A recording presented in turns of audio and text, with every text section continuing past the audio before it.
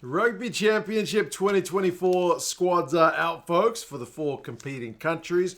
Who's relying on kind of imported talent and who is producing the most kind of homegrown players? Let's look through the four squads. You guys can let us know your thoughts. It can be a bit of a divisive issue. Some people genuinely don't care where their squad comes from. Bring them from far and wide. As long as they can play rugby and they meet the eligibility criteria, it don't matter. And other people would say it's not a good look for rugby to be, poaching countries' players and having them play for your own countries. New Zealand certainly gets accused of that a fair bit. The Wallabies to a degree as well. Are they kind of stock full of Kiwis?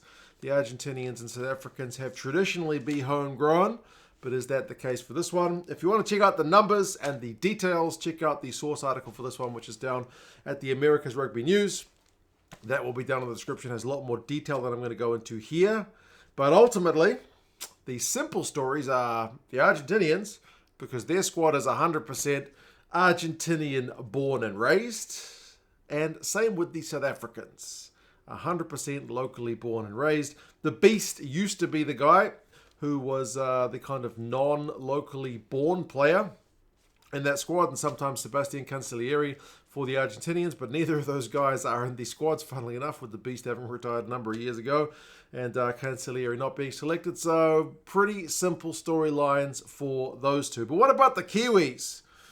I've already seen posts, and the ball hasn't even been kicked off yet, about kind of relying on the academies, which is a bloody Eddie Jones line. Stop quoting Eddie Jones. Of Tonga, Fiji, and Samoa. How much of that is true? Whenever I see that kind of thing, I feel like, man, you've never had to walk around Auckland, because we're a very multicultural city and country. But yes, New Zealand, we certainly do have some guys born abroad. We have two guys born in Australia. That's Ethan de Groot and Tyrell Lomax. The connection between Australia and New Zealand is vast. A lot of Kiwis head to Australia to get jobs for more money. My mother has 6 siblings living in Australia. She's the only one of the family that stayed here in NZ.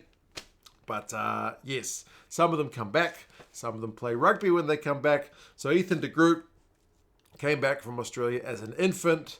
And Tyrell Lomax actually came bloody close to playing for the Wallabies. He's played a lot of sports and grew up part of his life over in Australia. So of the two Aussie-born guys, one is essentially still a homegrown Kiwi in de Groot, because he came here as a child. And then Lomax, you could say we kind of poached him from the Australians, but having a Kiwi father, he certainly has a blood connection. His dad played rugby league for New Zealand. So yes, certainly ties to both countries for Tyrell Lomax.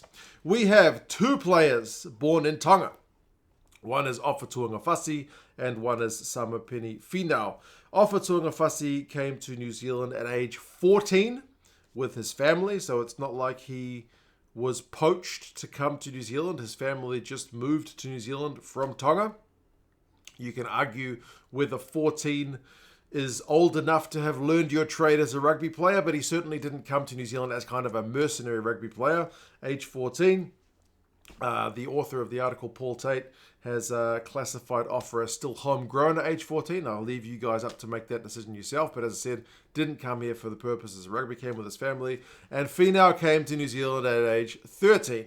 So also kind of counted as homegrown in the article. So the only poach thus far, you could argue, is Lomax. Because he actually, he played, he played rugby and whatnot, played league over in Australia, didn't move to New Zealand, I think, until he was like 21. There's even photos of him in Wallabies gear. That's how close he got to playing for the Wallabies. We've got one guy born in Samoa, and that's Wallace Satiti. His dad, Ofa Tuangafasi's dad played for Tonga. Wallace Satiti's dad played for Samoa. He played rugby in Scotland. That's why Wallace Satiti apparently has the name Wallace, because of William Wallace. So there you go, there's a Scottish connection for you. But born in Samoa, moved to New Zealand, I believe, at around about age 11. So certainly went through the New Zealand system for schooling and whatnot. So despite being born in Samoa, is a local product. And then you got Sevu Reece, who was born in Fiji and didn't come to New Zealand until he got a rugby scholarship to come and finish high school. So you could argue that Reece, certainly not homegrown if he's coming to New Zealand at age 17, and basically came here to play rugby. So Reese is kind of the one example, I think, of this list that is genuinely someone moving to New Zealand for the purposes of rugby. There's one kind of exception to the rule, and Tamaiti Williams was born in New Zealand, but grew up in Australia. So didn't move back to New Zealand, I think, until he was aged about 16. So of the 37 players named in the squad, you've essentially got 34 of them who are homegrown. You got a couple of guys who were brought up in Australia, in Williams and Lomax, and you got one guy who was brought up in Fiji. The rest are locals. So we're poaching the bloody Aussies. We should talk about our Aussie Academy, apparently, but then again, it's 2 guys, plus Reese makes 3. What about the Aussies? Speaking of the Aussies, are they chock full of Kiwis? Well, they do have 2 guys who were born in New Zealand. That's Lukan Salakaia-Loto and Noah Lolesio. Both born in New Zealand. However, both of them moved to Australia at a young age, so are still locally grown and raised Aussie players. So not really that much full of Kiwis.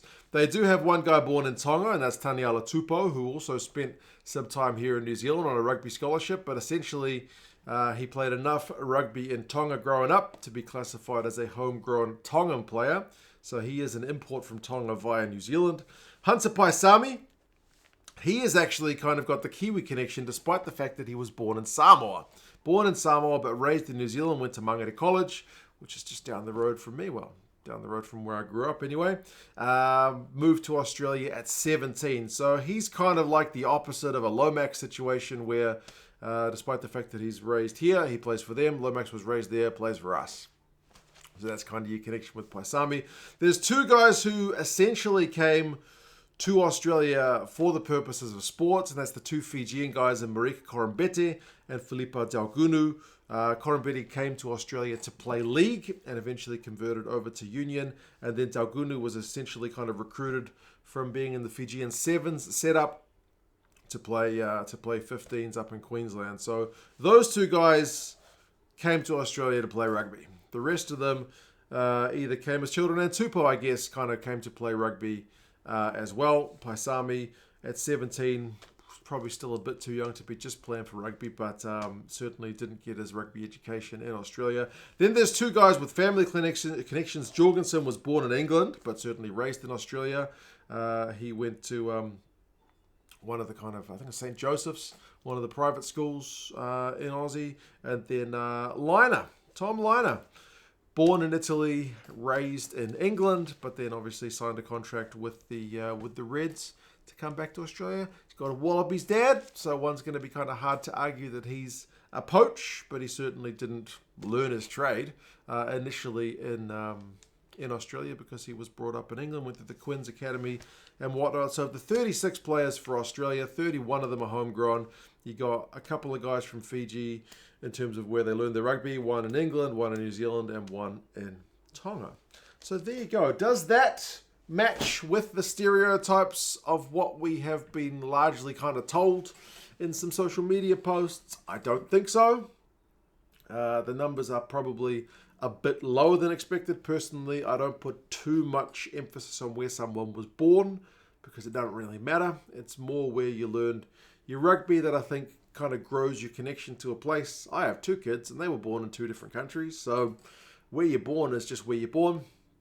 But yeah, it's relatively low. Not quite as low on this side of the country as South Africa and Argentina low, but largely, I don't think, fitting with some of the stereotypes that we see online. But you guys let us know your thoughts. Subscribe to the channel if you haven't done so already. Rugby Championship is not far away. Check out the article as I mentioned because it's got a whole bunch more details than what I've gone through here. You guys take care of yourselves and I'll talk to you guys again soon. See you later.